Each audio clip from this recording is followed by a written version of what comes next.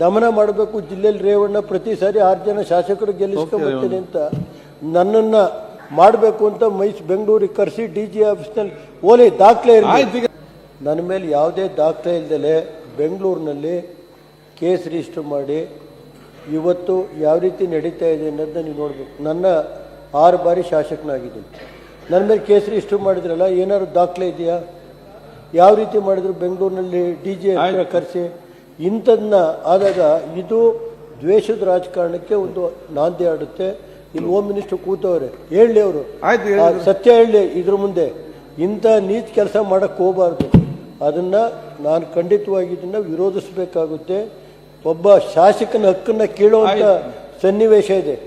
ಬೇಕು ಅಂತೇಳಿ ಒಬ್ಬ ರಾಜಕೀಯದಲ್ಲಿ ಶಕ್ತಿ ನಮಗಿದೆ. ದಮನ ಮಾಡಬೇಕು. ಜಿಲ್ಲೆಯಲ್ಲಿ ರೇವಣ್ಣ ಪ್ರತಿ ಸಾರಿ 6 ಜನ ಶಾಸಕರು ಗೆಲ್ಲಿಸ್ಕೊಂಡ್ಬರ್ತೀನಿ ಅಂತ ನನ್ನನ್ನು ಮಾಡಬೇಕು ಅಂತ ಬೆಂಗಳೂರಿಗೆ ಕರೆಸಿ DG ಆಫೀಸ್ನಲ್ಲಿ ಓಲಿ ದಾಖಲೆ ಇರಲಿ. ಈ ತರ ಇಂಥ ನೀಚ ಕೆಲಸ ಮಾಡಬಾರ್ದು ಅಂತ ಹೋಮ್ ಮಿನಿಸ್ಟರ್ನ ಮುಖ್ಯಮಂತ್ರಿಗಳ ಗಮನಕ್ಕೆ ತರ್ತಾ ಇದ್ದಾರೆ.